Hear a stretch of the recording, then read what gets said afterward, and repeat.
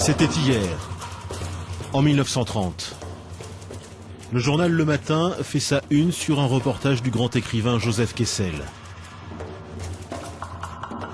Aux confins de l'Afrique noire, Kessel a enquêté sur une pratique que l'on croyait d'un autre temps, la traite négrière.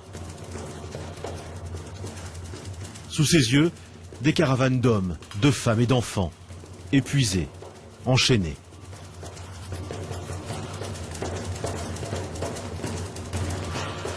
Kessel écrit. De génération en génération, les ancêtres de ces misérables avaient été radiés, enlevés, vendus. Ils avaient servi de réserve à bétail humain.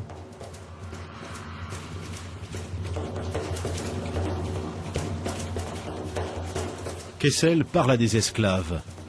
L'une d'elles lui dit « Je ne me rappelle plus d'où je suis. Il y a très longtemps, près d'une grande forêt, un village a brûlé. Des hommes m'ont enlevé. J'ai eu beaucoup de peine à marcher loin avec eux. J'ai eu bien des maîtres, bien des enfants. Je ne me souviens plus. Les maîtres m'ont vendu, on m'a pris les enfants. » Les gardes sont des Arabes. La destination finale de leur bétail humain, l'Arabie Saoudite et le Yémen. À l'époque, les récits de Kessel fascinent l'Europe. Mais l'histoire s'oublie vite.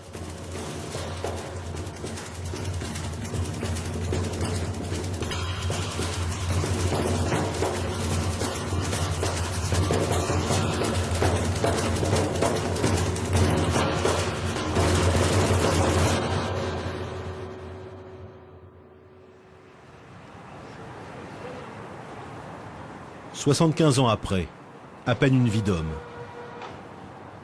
À l'UNESCO, le bras armé de l'ONU pour la culture et l'histoire. La caisse de résonance de la mémoire universelle. Comme tous les ans, l'UNESCO organise une journée mondiale de commémoration de l'esclavage. Mais dans les discours des orateurs, la traite décrite par Kessel, la traite vers le monde arabe, est absente. Je voudrais, au nom de l'UNESCO, vous remercier pour célébrer une des plus grandes tragédies de l'humanité, la traite négrière et l'esclavage.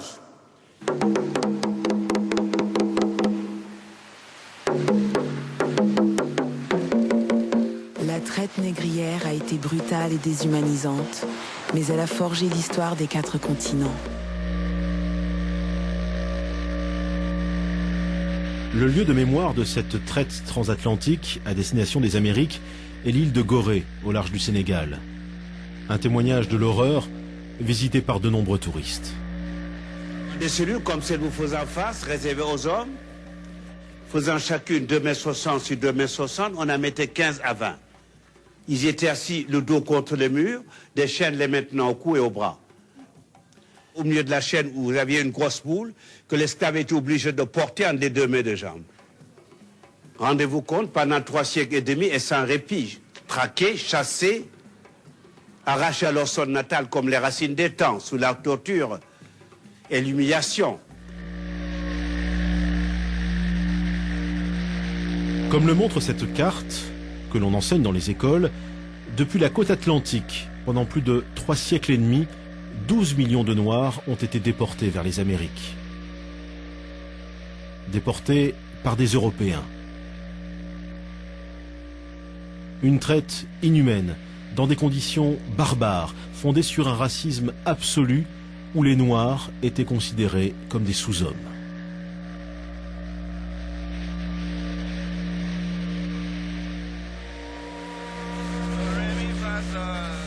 La plupart des civilisations ont eu recours à l'esclavage, mais rien n'est comparable à l'industrie de l'esclavage transatlantique. Rien n'est comparable à la traite atlantique, c'est vrai.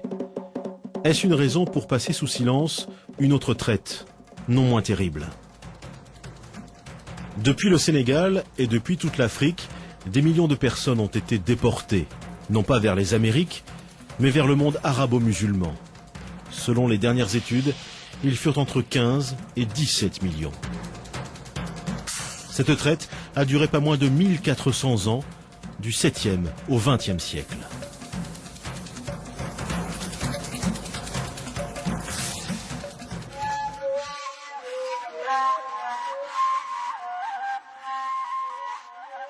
Une traite pourtant réduite à quelques légers pointillés sur la carte de l'UNESCO. Alors même que d'éminents historiens travaillent sur cette question. Il faut sortir de l'ombre aussi ces esclaves qui ont été victimes d'une autre forme de traite et d'autres formes d'esclavage et quelque part leur rendre aussi justice à travers ces études. Salah Trabelsi est l'un des meilleurs spécialistes des traites musulmanes. Lui aussi est confronté régulièrement aux effets de l'ignorance. J'ai assisté récemment à un colloque au Maroc et un assistant donc au colloque qui a pris la parole pour dire écoutez, je ne comprends pas qu'on puisse en effet associer donc ou comparer l'esclavage en terre d'islam avec les autres formes d'esclavage, puisque chez nous donc les esclaves ont été toujours bien traités.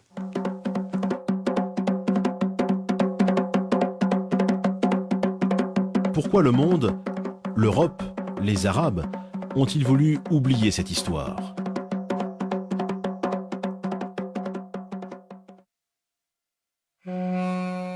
L'esclavage fut pratiqué depuis la nuit des temps par tous les peuples, égyptiens, romains ou grecs.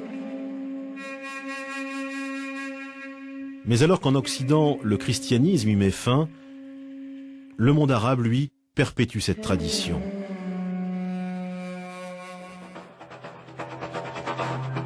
Au 7e siècle, tout s'accélère avec l'arrivée de l'islam et les conquêtes des troupes musulmanes qui contrôlent rapidement de larges territoires.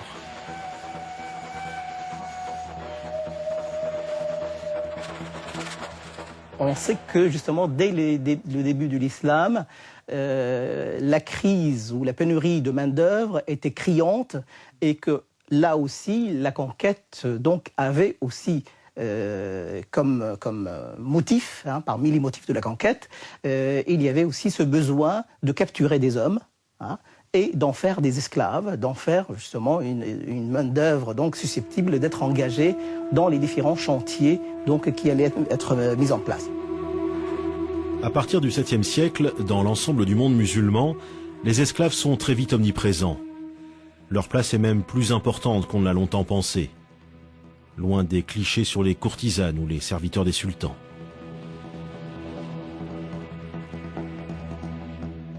La recherche aujourd'hui montre que les effectifs d'esclaves étaient plus importants et qu'ils existaient non seulement dans les demeures bourgeoises, mais qu'ils existaient aussi dans les campagnes, et qu'ils étaient employés non seulement en tant que travailleurs domestiques, mais aussi en tant que travailleurs productifs, sans parler de l'armée, etc.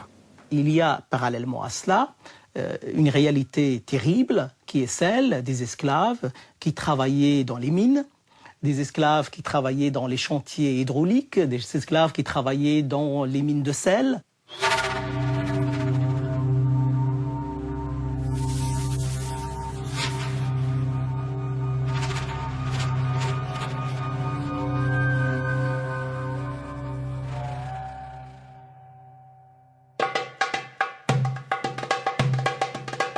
Avec le développement de l'empire arabo-musulman, la traite s'organise. Comme la traite atlantique, elle est affaire de professionnels. De puissants trusts régissent ce commerce comme ceux du Caire. Dès le Moyen-Âge et jusqu'au XIXe siècle, il existe même un syndicat des négriers qui négocie des commandes publiques avec l'État. Dans un monde musulman où toute la vie est régie par la religion, l'esclavage bien sûr n'y échappe pas. Le Coran recommande, certes, de n'être pas trop dur avec les esclaves, mais il autorise cette pratique. L'esclavage n'est pas justifié du fait de la religion, mais la religion légifère sur l'esclavage. L'essentiel, c'est que c'est une société inégalitaire dans les faits, et cette inégalité est reprise dans les textes et légitimée par les textes, puisque le Coran parle en plusieurs termes des esclaves sans jamais remettre en question leur statut. Et le contraire eût été étonnant, parce qu'à l'époque, il était, dans le paradigme de l'époque, il est impossible de penser ces sociétés sans esclavage. En principe, l'islam n'autorise à réduire en esclavage que les non-musulmans. C'est ainsi qu'au cours des siècles, des centaines de milliers d'Européens, probablement 1 million, sont capturés. Mais l'Occident se défend. Comme les esclaves blancs se font rares, les musulmans se tournent de plus en plus vers l'Afrique.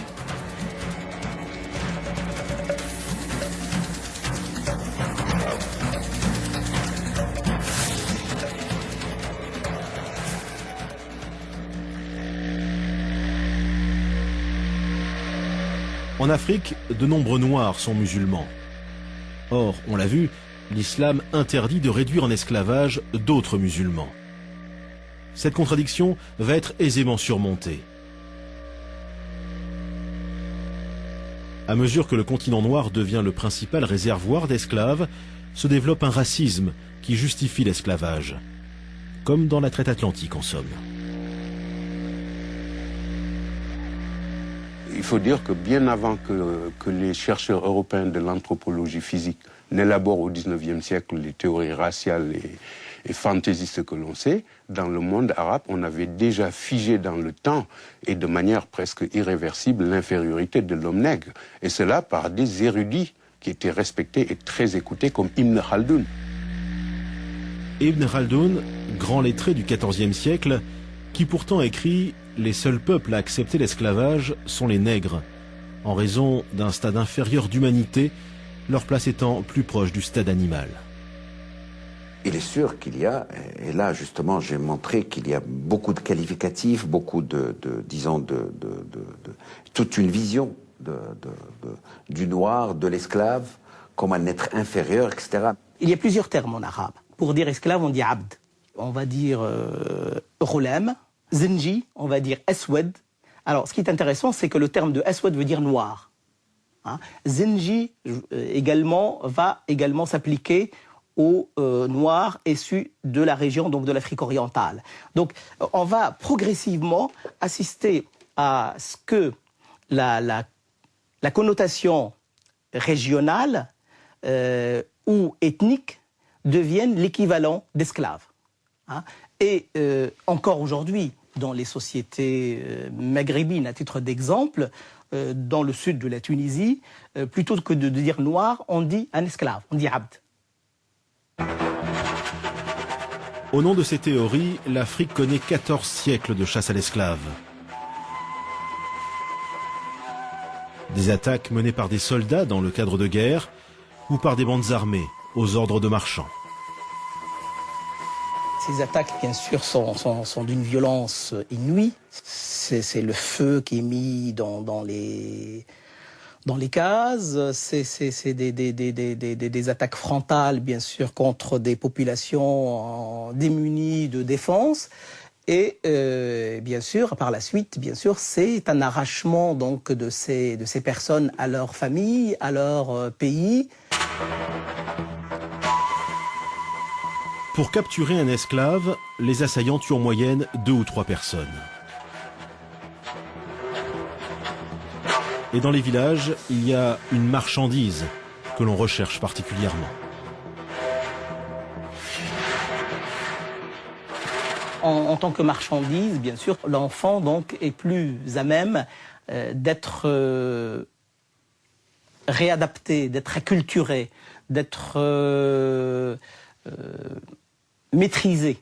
Hein, alors qu'un adulte, il aurait tendance à ne pas accepter sa servitude.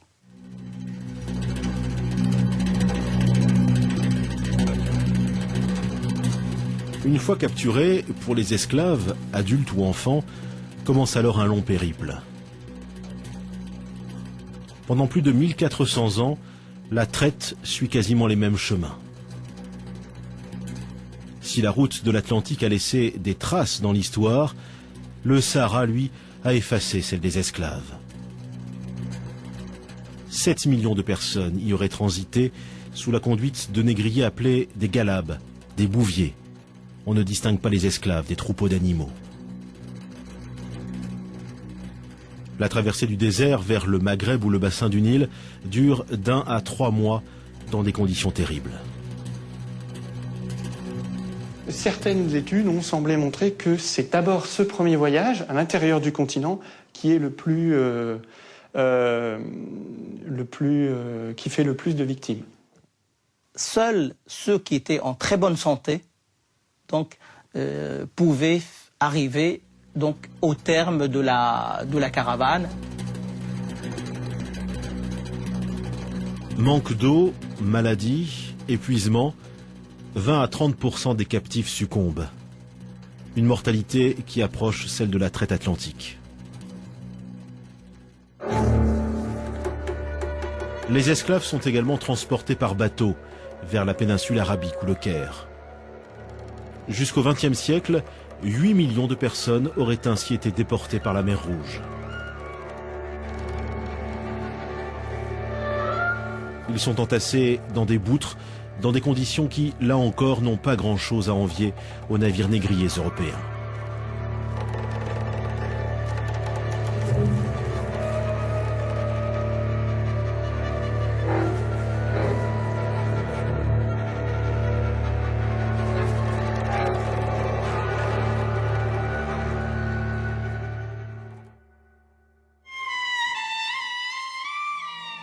Les survivants arrivent vers les marchés aux esclaves du Caire, de Bagdad, d'Istanbul, de la Mecque ou de Tombouctou.